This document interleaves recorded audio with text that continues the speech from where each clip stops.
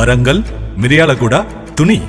మీ ఆశీర్వాదంతో ఒకే రోజు 3 షోరూంలు ప్రారంభిస్తున్నాం. బంగారు నగలపై తరుగులు 2% తక్కువ, వజ్రాభరణాలు క్యారెట్కు 6,000 తక్కువ. టైంలో ఒక ఫోటో షూట్ కోసం ఎవరో ర్యాండమ్ గా ఇన్స్టాలో మెసేజ్ చేశారు, మీరు ఫ్యాన్ అని తెలుసు, ఇలా ఫోటో షూట్ జరుగుతుంది రండి అంటే పట్టించుకోకుండా వెళ్ళిపోయాను అన్నపూర్ణ స్టూడియోస్ కి. అలా ఫోటో దిగాను. తర్వాత సర్లే నీకెవరు సెట్ లో లాస్ట్ లో అప్పుడు పక్కనే నా టీవీ షో అవుతుంది, పక్కనే అలా చాలాసేపు తొంగి చూశాను. క్లైమాక్స్ సీన్ సర్కార్ వార్ పాట టైంలో ఎవరో ఒక్కటే ఒక ఇన్ఫ్లుయెన్సర్ ని పిలవండి, ఫ్యాన్ అయి ఉండాలి, direct face to face question అడగాలి అంటే నన్ను తీసుకొని వెళ్ళారు. డైరెక్ట్ ఫేస్ టు ఫేస్ అడిగాను, చాలా ఎక్సైట్ అయినా అది కూడా.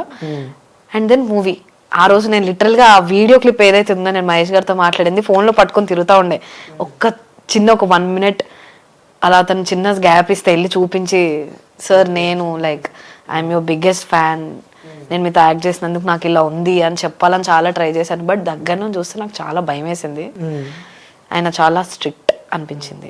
లైక్ హీ సో పర్ఫెక్ట్ అంతే.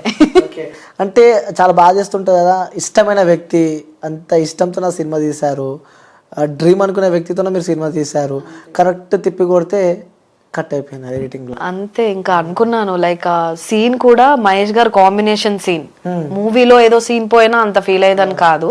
ఎగ్జాక్ట్లీ మహేష్ గారు ఎంటర్ అయిన 1 second కి నేను ఎంటర్ అయ్యి ఒక డైలాగ్ చెప్పి, అక్కడ అందరూ పెద్ద ఆర్టిస్టులు, ఆ డైలాగ్ చెప్పిన తర్వాత లిటరల్లీ మూవీలో 1 minute ఉండొచ్చు, బట్ చాలా అనిపించింది నాకు అలా ఒకటే స్క్రీన్ పైన మహేష్ గారితో ఉంటే. ఆ సీన్ కోసం మహేష్ గారు నేను బయట 47 minutes, నేను టైం కూడా చూస్తున్నాను, 47 minutes ఇద్దరం పక్కనే ఉన్నాం, టేక్స్ అవుతున్నా. అండ్ మధ్యలో టెన్షన్ కి నాకు వాయిస్ గట్టిగా రాకపోతే త్రివిక్రమ్ గారు మహేష్ గారు ఇక్కడ నిల్చొని నాతో డైలాగ్ గట్టిగా చెప్పించారు. ఫేస్ కూడా చూడట్లేదు మహేష్ గారు, కొంచెం డైలాగ్ గట్టిగా చెప్పమ్మా, ఇంకొంచెం బేస్ పెంచు, రైట్ ఇలా వచ్చేస్తుందండి సార్, స్టార్ట్ చేయండి ఇప్పుడు సీన్ అన్నారు. సో ఇవన్నీ డెఫినెట్ గా నాకు చాలా ది బెస్ట్ మెమరీస్. ఫేవరెట్ హీరోతో అంతసేపు ఉండడం అయినా నాకు త్రివిక్రమ్ గారు అంటే చాలా ఇష్టం. సార్ డైరెక్షన్ లో యాక్షన్ అని చెప్పాక నేను ఒక సీన్ లో యాక్ట్ చేయడం, చూద్దాం జరిగిపోయింది పోయింది, ఆబ్వియస్ గా చాలా ఫీల్ అయ్యాను. బట్ చూద్దాం, రావచ్చు ఇంకా ముందు. ఓకే, సో ఇండస్ట్రీలో ఉన్నారు, సో ఇండస్ట్రీ అంటే ఎంత మంచి ఉందో అంత చెడు కూడా మనకు బయట బాగా వినిపిస్తూ ఉంటుంది. సో ముఖ్యంగా తెలుగు అమ్మాయిలు ఇండస్ట్రీ వైపు రావాలంటే భయపడతారు, లైక్ కమిట్మెంట్స్ ఉంటాయని చెప్పి. సో మీరు ఇండస్ట్రీలో ఉన్నారు కాబట్టి ఎప్పుడైనా కమిట్మెంట్స్ ఇలాంటివి ఎప్పుడైనా మీ లైఫ్లో ఫేస్ చేశారా? కమిట్మెంట్స్ అంటే బేసిక్గా నా దగ్గరకు వచ్చిన, ఇప్పుడు నేను చేసినవి heroine friend roles, hero friend roles, అలాంటి దానికి బేసిక్గా అలాంటి సైడ్ నుంచి అప్రోచ్ అవ్వరు. సో నేను ఎప్పుడైనా, ఇప్పుడు నేను సమ్మతమే మూవీ చేశానంటే అదంతా చాలా యంగ్ టీమ్, అలనాటి రామచంద్రుడు మూవీ చేశానంటే అది కూడా చాలా యంగ్ టీమ్. ఇప్పుడు ఇదైనా అంతే, వైఫ్ ఆఫ్ అయినా అంతే, అందరం ఒకే ప్యాషన్ తో ఉన్నప్పుడు అలాంటివి రావు అంత ఈజీగా బయటకి. సో అంత ఈజీగా అయితే నాకు రాలేదు. అలా ఏదైనా వైబ్ అనిపించినప్పుడు అవతల మాటల్లో అర్థమైపోతుంటది, రోల్ ఏంటో కన్ఫర్మ్ గా చెప్పకుండా అటు ఇటు తిప్పుతూ మాట్లాడారంటే ఓకే అర్థమైపోద్ది. ఇంకా అక్కడికి నేను ఇంకా ఆడిషన్ గురించే లైట్ తీసుకుంటాను, దీనికి ఇంత కష్టపడి చేశాను కదా ఏంటో రిజల్ట్ అని ఆ హోప్ వదిలేస్తాను. జనరల్గా ఇప్పుడు చిన్న మూవీస్కి చాలా వాటికి ఆడిషన్స్కి వెళ్ళినప్పుడు ఫాలో అప్ చేస్తూనే ఉంటాను, ఏమైందండి, ఏ రోల్ కన్ఫర్మ్ అయింది, ఎన్ని డేస్ షూట్, ఎప్పుడు, అది అడుగుతూనే. కాల్స్ లో లేదండి, ఇబ్బంది లేదు. ఒక్కసారి ఒక చిన్న కాల్ వచ్చింది, లేదండి నేను అలా చేయను, ఐ మీన్ కమిట్మెంట్ అంటే ఏంటో నాకు తెలియదండి, ఆ రోల్ ఏంటో చెప్పండి, చిన్న రోల్, పేమెంట్ తక్కువైనా పర్లేదు, ఐ డూ ఇట్ అని చెప్పి. ఓకే, అంటే తెలుగు వాళ్ళకి టాలెంట్ ఎక్కువ ఉన్నా కానీ అది ఒక్క కమిట్మెంట్స్ అనడం వల్ల వెనకడిగేస్తూ ఉంటారు. ఎంత పిచ్చి ఎంత ప్యాషన్ ఉన్నా కూడా కొన్ని సందర్భాలలో మనకి దూరం అవుతూ ఉంటుంది. అవి విన్నప్పుడు మీకేమనిపిస్తుంది, ఎందుకంటే మీరు such a good actor? So దీనికి నేను ఏం చెప్తా అంటే, చాలా ఇప్పుడు ఈ ఫీల్డ్ అనే కాదు, ఒక సాఫ్ట్వేర్ ఫీల్డ్ తీసుకోండి, ఏ ఫీల్డ్ అయినా తీసుకోండి, ఎక్కడైనా ఏదో ఒక హార్డ్షిప్ డెఫినెట్గా వస్తుంది. అందరికీ పూలబాట ఏది కాదు, ఎంత పెద్ద స్థాయిలో ఉన్న వాళ్ళకైనా ఏదో ఒక కష్టం వస్తుంది. అవి ఎలా దాటాలి అని ఆలోచిస్తే we can simply go through that అంతే. ఇది ఖచ్చితంగా నువ్వు అది ఆ హార్డ్షిప్ లో మునిగితేనే నువ్వు పైకి తేలుతావనే లేదు, నువ్వు దూకేసి కూడా వెళ్ళిపోవచ్చు. It's up to you, everything is in our hands.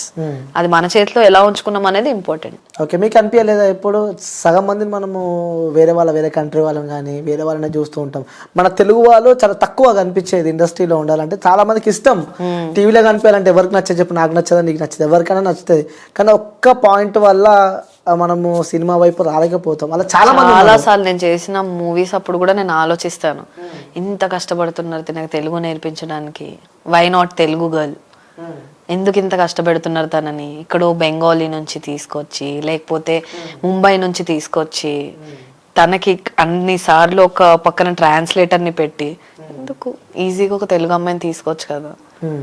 Unknown face ని జనాలు రికగ్నైజ్ చేస్తారని ఏంటి, కంటెంట్ లో అవును. ఉంది దమ్ము ఉందంటే డెఫినెట్ గా స్టోరీ చూస్తారు ఎవరైనా. ఇప్పుడు ఆర్టిస్ట్ ఎలా ఉన్నారు అనేది ఎవరికి ఇంపార్టెంట్ కాదు, లుక్స్ వైజ్ ఇప్పుడైతే ప్రెసెంట్ జనరేషన్ లో సంబంధం లేదు. అవును. తన యాక్టింగ్ ఎలా చేస్తుంది, తనైనా అతడైనా యాక్టింగ్ ఎలా చేస్తున్నారు అనేంత వరకే చూస్తారు. అదొక్కటి మైండ్ లో పెట్టుకొని నెక్స్ట్ ఉంటే బాగుంటది అన్న ఫీలింగ్ అనిపిస్తుంది. ఓకే, సో ఇంకోటి ముఖ్యంగా ఈ తెలుగు ఫిలిం ఇండస్ట్రీలో ఎవరైతే వెబ్ సిరీస్ చేసే వాళ్ళు ఉన్నారో, లైక్ అందులో ఫేమ్ లైక్ మీరు కానీ దీప్తి కానీ లేకుంటే ఇలా మీరు ఎవరైతే మహబూబ్ తెలిసే కానీ కొంతమంది చాలా టార్గెట్ అవుతున్నారు బయట. లైక్ అంటే సో చూస్తూ ఉన్నాం మనం, మొన్న రాస్తారు లావణ్య ఇష్యూ అయినప్పుడు కూడా ఇలా వీట్ తీసుకొని గంజాయి తీసుకొని ఇలా ఇలా బాగా చూస్తున్నాం మనం ఎక్కువ వెబ్ సిరీస్ వాళ్ళని. కానీ అవి చూసినప్పుడు మీకేమనిపిస్తూ ఉంటుంది? ఎందుకంటే లైక్ గతంలో చూసినట్టయితే మనం మీ లైక్ షెన్ను విషయంలో కూడా మనం చూసాం కాబట్టి మీకేమనిపిస్తూ ఉంటుంది? See I feel like everyone has the personal life, అందరికి పర్సనల్ ఇష్యూస్ ఉంటాయి. అవి అంతలా తీసుకొచ్చి టీవీలో రార్దంతం చేయాల్సినంత అవసరం లేదని వాళ్ళు చేసేది మంచి పని కాదు కదా. They should sort it out. అంటే నాకు తెలియదు అంత పెద్ద అన్ని నేను చెప్పలేను, నేను ఉన్నదంతా లైక్ ఎందుకు అడుగుతున్నాను అంటే మిమ్మల్ని ఫస్ట్ టైం చుట్టుపక్కల మొత్తం వాళ్ళే మీకు, సో మీరు కలిసి ఉంటారు కాబట్టి అందరు మంచోళ్ళే. అందరు మంచోళ్ళు, అఫ్ కోర్స్ నేను కూడా అందరు మంచోళ్ళే అంటున్నా కాబట్టి బాగా వింటున్నాం మనం ఈ మధ్య వెబ్ సిరీస్ అని వాటికి అలవాటు పడ్డారని చెప్పి, న్యూ కాల్స్ అని చెప్పి, కమిట్మెంట్స్ అని చెప్పి ఇలాంటివి బాగా వింటున్నాం మనం ఎక్కువ వెబ్ సిరీస్. ఎక్కడో ఒక దగ్గర ఎవరికో ఒకరికి ఉంటాయి, అవి వాళ్ళు ఎవరికో ఒకరికి చెప్తే వాళ్ళు దాన్ని ఇప్పుడు సింపుల్ అండి. ఇప్పుడు నేను మీకు ఒక చిన్న సీక్రెట్ చెప్పాను, అది మీరు ఇప్పుడు డిఓపికి చెప్తున్నప్పుడు చాలా ఎగ్జాగరేట్ చేసి చెప్తారు, దానికి ఇంకొకటి యాడ్ చేసి ఇంకొకటి యాడ్ చేసి అలా అలా అది న్యూస్ ఛానల్ వరకు వెళ్ళేసరికి ఒక భారతం అవుద్ది. సో అలా పర్సనల్ లైఫ్ బాగా మెయింటైన్ చేసుకుంటే బాగుంటుందని నా ఫీలింగ్. ఓకే, సో ఇంకోటి చాలామంది అనుకుంటారు కాబట్టి ఇన్స్టాగ్రామ్ మీరు కనిపిస్తారు కాబట్టి చాలా రిచ్ బీవచ్చంగా పబ్ లైఫ్ ఎంజాయ్ చేస్తారు, బాగా తాగుతారు, బాగా ఎంజాయ్ చేస్తారు అనుకుని చాలామంది అనుకుంటారు. వాళ్ళకి మీరేం చెప్తున్నారు? పర్సనల్ మిమ్మల్ని అడుగుతున్నాయి ఫస్ట్ అని. నేను రీల్స్ చేసి అఫ్ కోర్స్ నేను కూడా అనుకుంటా ఫుల్ రిచ్ కిడ్ అనుకుంటా, మంచి పబ్లో ఎంజాయ్ చేస్తుంది, మంచి సినిమాలు వస్తుందంటే నెక్స్ట్ లెవెల్ అనుకుంటా. కానీ మీ పర్సనల్ లైఫ్ మీకు తెలుసు, మీరు చెప్తే మాకు తెలుస్తుంది కాబట్టి. సో వాళ్ళకి ఏం చెప్తారు అలా అనుకునే వాళ్ళకి? ప్రతిరోజు నాకు టెన్షన్ ఉంటుందండి, డబ్బుల్ టెన్షన్. మంత్ ఎండ్ వచ్చేసరికి డెఫినెట్ గా నాకు డబ్బుల్ టెన్షన్ ఉంటది. మీకేం టెన్షన్ అండి? అంత ఇల్లు ఈఎంఐ కట్టుకోవాలి, కార్ ఈఎంఐ కట్టుకోవాలి, కార్ పెట్రోల్ కి అయిపోతుంటది నాకు 20-30 వేలు నెలకి. అంత డబ్బులు నాకు ఎవ్రీ మంత్ రావు కదా, ఇట్స్ నాట్, నాకు ఇప్పుడు శాలరీ బేస్ కాదు కదా. సో ఒక మంత్ ఇప్పుడు నాకు ఒక 50,000 వచ్చినా అది నేను సేవ్ చేస్తూనే ఖర్చు పెట్టాలి నెక్స్ట్ అప్కమింగ్ మంత్స్ లో. ఎందుకంటే ఒక మంత్ వస్తే ఒక మంత్ రావు, దాంట్లో ఇంకా అన్ని అడ్జస్ట్ అవుతూ ఉండాలి. అంటే మీకు ఈఎంఐ టెన్షన్ ఉందా? అయితే ఎవ్వరు రిచ్ కిడ్ కాదు, అది అంతే. ఇంకా రెమ్యునరేషన్ బాగుంటదేమో కదా మీకు, వస్తుంటే మాక్సిమం నెలకి ఎంత వరకు సంపాదిస్తే? 1 లక్ష? అలా ఓపెన్ గా అలా ఏం లేదండి, ఇంత ఫిక్స్డ్ అమౌంట్ అని నాకేం లేదు. ఓకే, ఎంత వస్తే అంతే. అప్రాక్సిమేట్ అని ఏం లేదు, ఎంత వస్తే అంత. ఒక్కొక్క మంత్ రాని మంత్స్ కూడా ఉన్నాయి. ఓకే, అంతే. ముందు మంత్ లో ఒక బై మిస్టేక్ ఒక 10,000 ఎక్కువ వచ్చేసింది అనుకోండి, 10,000 ఈ మంత్ లో ఖర్చు పెట్టుకుంటాను. ఓకే, లిమిట్ గా, మరి ఓవర్ గా బీభత్సంగా మీరు అన్నట్టు పబ్బులు తిరిగి డబ్బులు ఎగరేసేసి అంత డబ్బులు నా దగ్గర లేవు. అంటే అనుకుంటారు కాబట్టి లేదు. ఓకే, సో కొత్త ప్లేసెస్ చూడడం ఇష్టం. ట్రావెలింగ్ కోసం డెఫినెట్లీ ఐ విల్ సేవ్. నిన్న ఐ థింక్ మీరు నిన్న థాయిలాండ్ ఉంటారు. అవును. సో మీ స్టోరీ చూసాను నేను, ఎంజాయ్ చేశారా? కొత్త ప్లేసెస్ చూసాను, డాల్ఫిన్స్ తో ఆడుకున్నాను. ఐఎమ్ హ్యాపీ, దాంతోనే హ్యాపీ అనుకుంటున్నారు మీరు.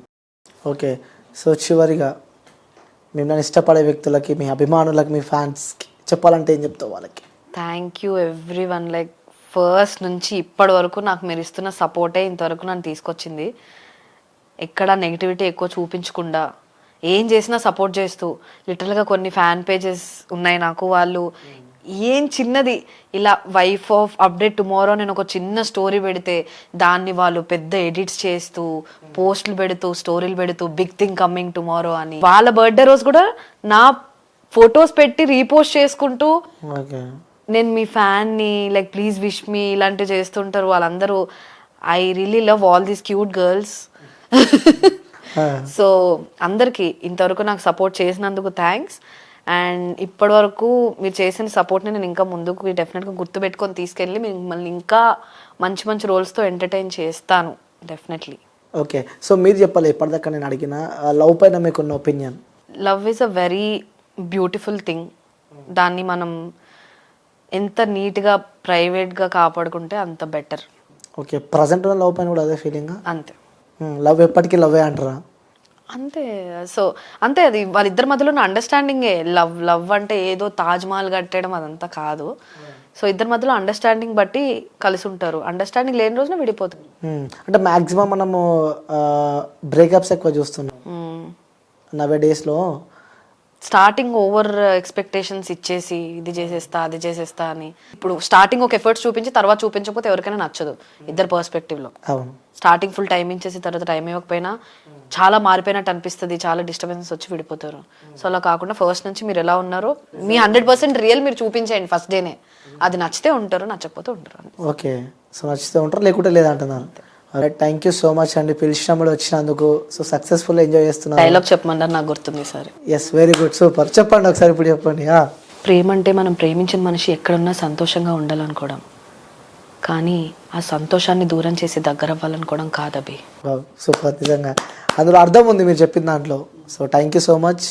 ఎప్పుడైతే బాధపడ్డారో మహేష్ బాబు సినిమాలో కట్ చేశారని చెప్పి, సో మీరు త్వరలో మహేష్ బాబుతో సినిమా మళ్ళీ చేయాలని చెప్పి కూడా మనస్ఫూర్తిగా కోరుకుంటున్నాను. Thank you. థ్యాంక్ యూ అండి, థ్యాంక్ యూ సో మచ్.